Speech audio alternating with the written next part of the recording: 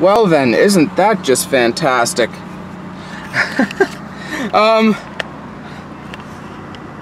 I think I broke my car. That is not supposed to be in my lap. That is supposed to be on the mirror. Anyway, this video may not be off to a good start. But I do have some double-sided tape. I'm going to fix that right now. Anyways, welcome to this video. Let's shut my car off. I'm going to be double-sided taping that right now back on because no mirror sucks. Anyways, wow, I've said that too much already this video. I'm gonna double-sided tape that on and see you in a few minutes. That's better. That's what it's supposed to look like. Anyways, I guess I could consider myself lucky that the mirror didn't fall off on the highway because I was going highway speeds when it came loose. So I am actually headed to the junkyard right now, so I guess I will see you there now that I fixed the mirror. Well guys, I'm now in the junkyard and I'm going to show you a few cars, maybe 2 or 3 in here. This is a 1991 Toyota Corolla, and well, actually it's amazingly in pretty decent shape as far as rust and such goes. Let's go around and take a look at it. Bumper's cracked right here. Lens is cracked there. A little dent there, but only a little surface rust there. Look how little these tires are, guys. 155/80 R13s. Oh my gosh, those are so little. They'd be hard to find, they're so little now. This vehicle is protected by the club. It's a really old way of protection, but this is before anti-theft. Manual windows, manual locks, manual mirrors. It has 197,401 kilometers on it. I would say this thing could have gone a lot longer. Cruise control, rear defrost. I don't know what that is. It's aftermarket. Radio's up there with a pocket there where you would think the radio would be. But okay then. Automatic transmission. E-brake handle. Cracked windshield. I do really like the blue interior, I must admit.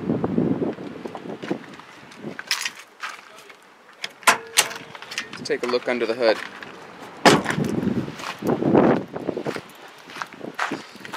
Block heater. 16 valve EFI, of course. And it has a 1.6 liter, just like I thought. But it's got oil spray.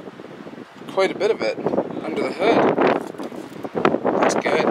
This thing could have been on the road a while longer, I think, but unfortunately it's here. Coming around the back now, we'll check that out. Only a little bit of rust around here, and the rockers are, wow, they're solid other than this back corner.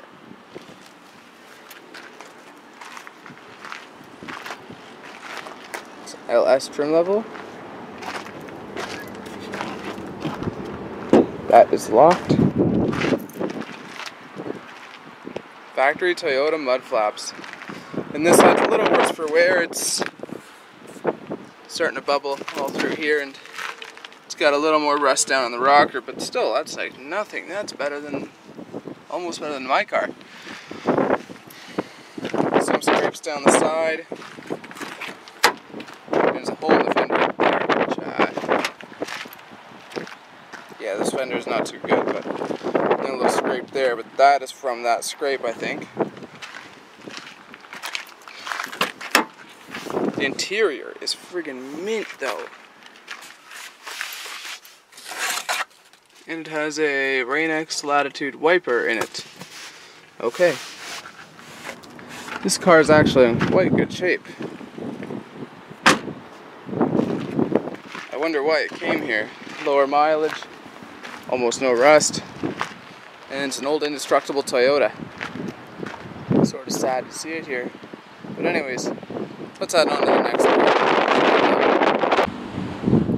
Well guys, and girls I guess too, if they're watching, here is the next car I'm going to present to you. This is a Cabriolet. I think it's an 86 or something, if I'm not mistaken. I'll tell you right now. It is a 85. That was close. 166,000 kilometers on it. Still got lots of life left in it. But it's here. It's messy inside. And it's rusty. But not too rusty. Rockers are still solid. And, well, bumper needs a lot of attention, but that's nothing. There's speakers back here, and wire stuff, whatever you want to say back here. Could be there, but holy crap! It's a newer Civic and it's already that rotten. Gas door is right here, which I think it's broken. Tinted windows, which the tint is failing on. Mess of wiring in the dash. It's in decent condition if it was cleaned up though, I think. There's a fall arrest rope there for some reason. I don't know why they have it there, but they do.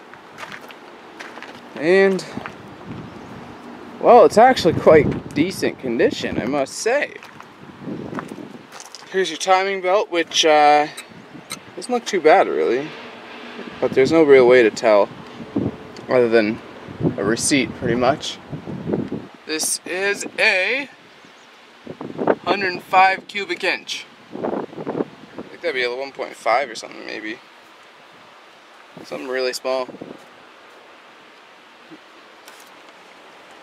It was automatic, I believe.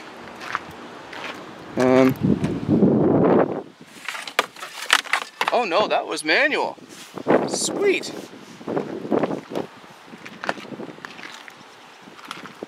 There's the front bumper from it. Seen better days. It looks like this car had been repainted at one point in time. But I think my next victim is going to be that Civic. This rust caught my attention.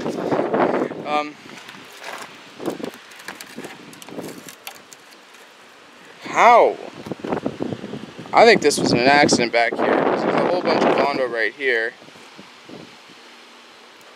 And all orange peely up there. But yeah, I think that was an accident back here. There's also a dent right here in this door, which I think was a result of it.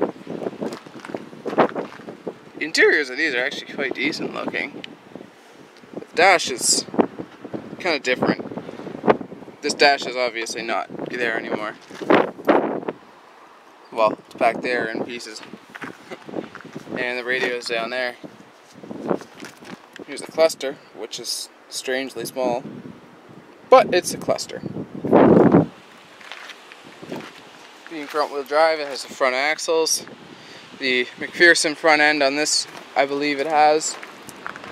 And I think this was in a collision up front to bring it here. Because there's a lot of body damage on it. Wow, how they haven't changed much. This looks like the same coils on a 2001. Yeah, that's they haven't changed a lot.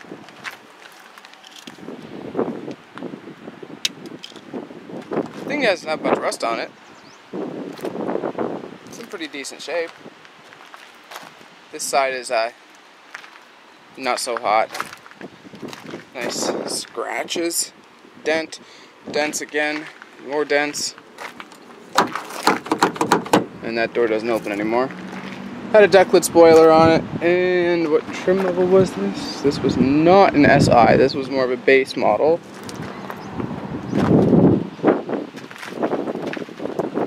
Not bad, actually. I wouldn't save it, but these cars actually aren't too bad.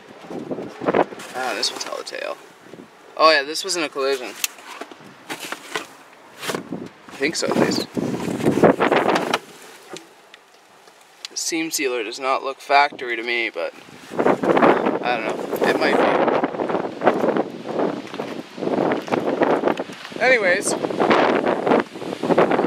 what else I can find in the junkyard to show you guys, but until then, I'll see you outside the junkyard.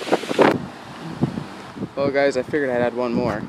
And well, this is a long requested video. Chrysler 300M. First one I've seen in the junkyard, well, ever. And this one's actually a pretty nice one. This is a 300M Special Edition. Leather interior. Really nice condition too, actually, other than dirty. And whatever's been picked from it. Because of course someone decided to break this door panel to get a speaker. Someone decided to break that door panel to get something. So of course assholes have to come in and break stuff. But yeah. Push pins. Power seats, heated seats, memory seats. Had fog lights as well. Fake carbon fiber, traction control. Sunroof. Wow, this thing had a lot of options. And what year is this actually? This is a 2003.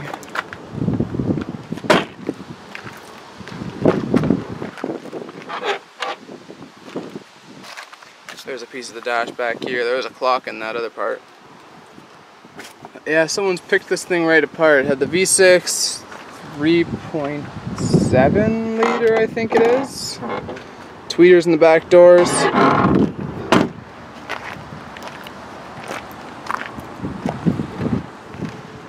Oh. Gas shocks are gone from that. There's the tail lights and marker lights right in here. And it had the Infinity audio system by the looks of it. Really doesn't have too much good left in it, so people have destroyed it and taken parts off of it. But this one was taken care of. It was oil sprayed even.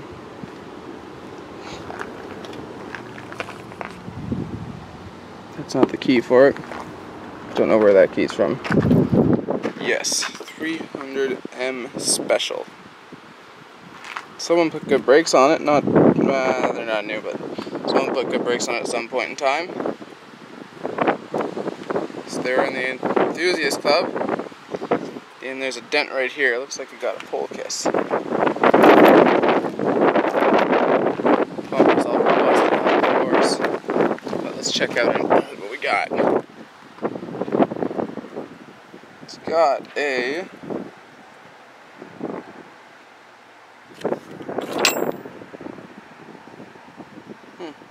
Daimler Chrysler. Ooh. Nice. Yeah, I think this is a 3.5 or a 3.7 liter? Yeah, 3.5 liter. Sorry. Just noticed it now. So a 3.5 liter V6 in this. And it's actually quite a decent car and they're in good shape. They're pretty nice looking. They're pretty high end and, well, even this one underneath is not too bad, I don't think.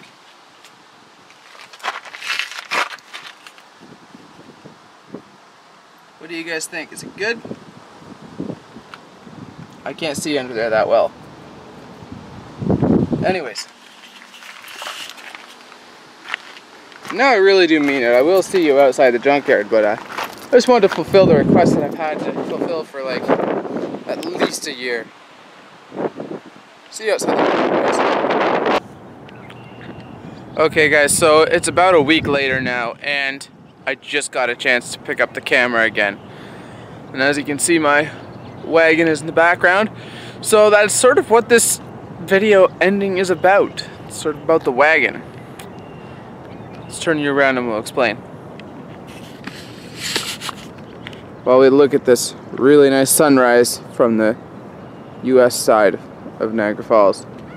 Well, I'm on the Canadian side. That is the US side. So anyway, so more work has been done to the wagon since you last saw it. I did in fact get the clutch done, and I have it broke in now. I've put about, I think around 2,500 kilometers on the new clutch now already, which equals out to like 1,500 miles or something like that. Shut up, seagulls. But yeah, I've got the clutch done. So the clutch is done. Bully stage 3 broke in. Now all I have to do is get the car tuned.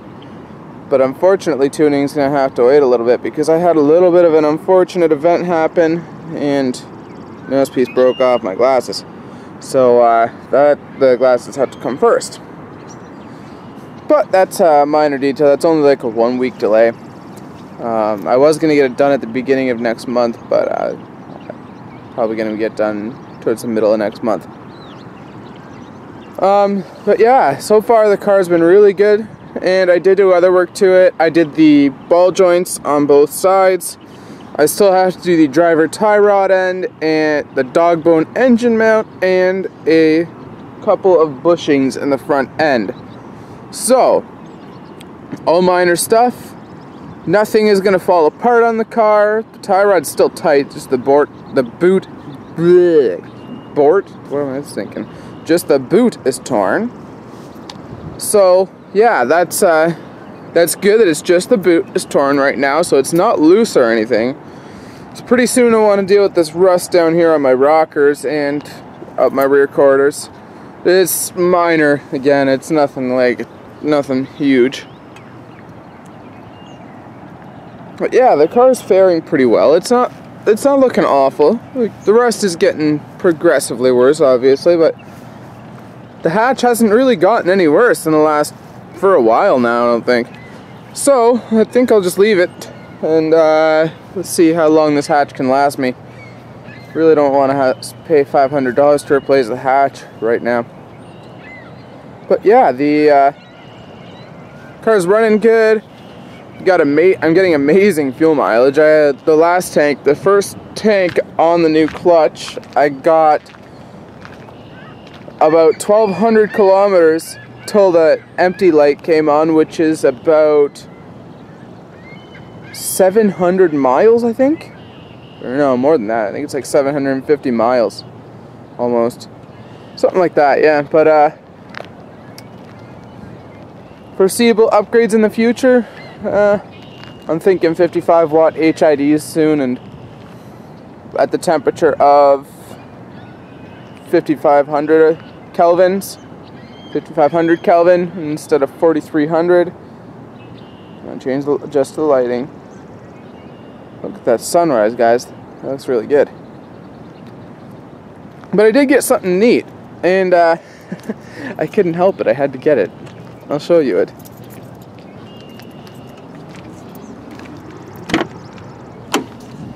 Yes, my interior still isn't back together. Okay.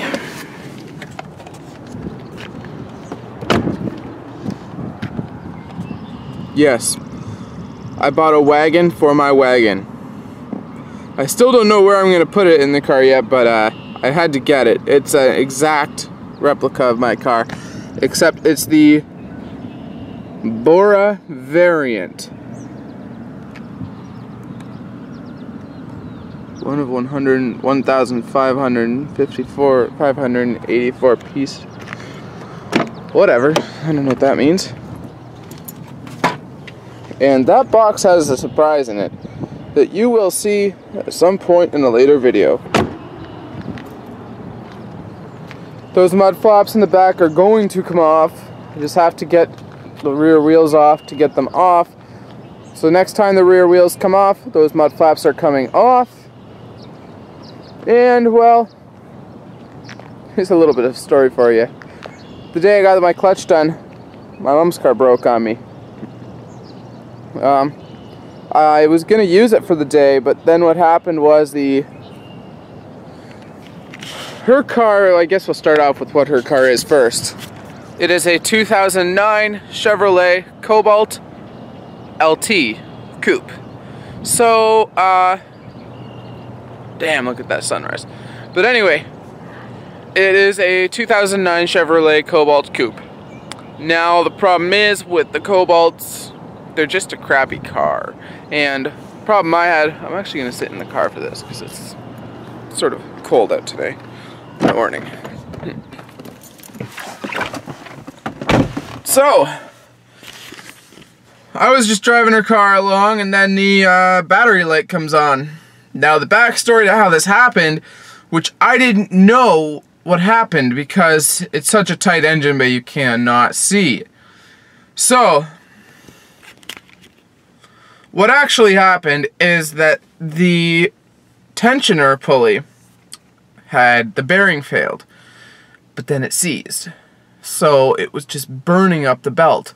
This tensioner overheated then, and it took a chunk out of it. When it took the chunk out of it, it did free it up. It was spinning again. All was halfway decent. It was working okay.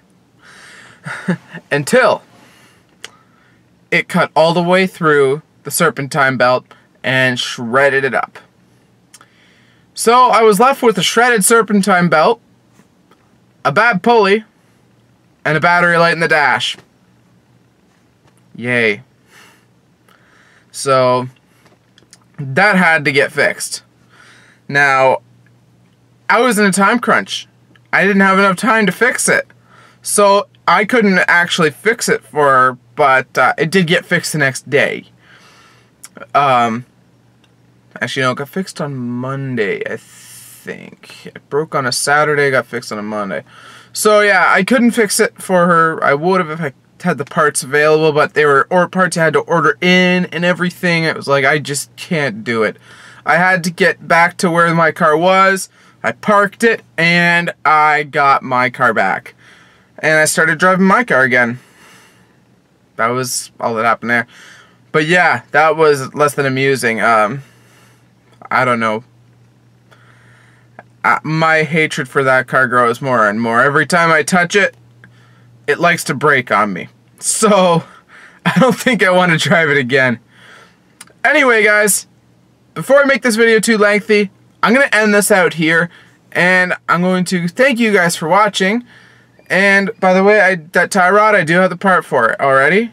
I'm just waiting to put it in until I can get my alignment done the very next day. But anyway, guys, thanks for watching. If you haven't already, please subscribe, as well as like this video, and have a great day, everyone. See you later.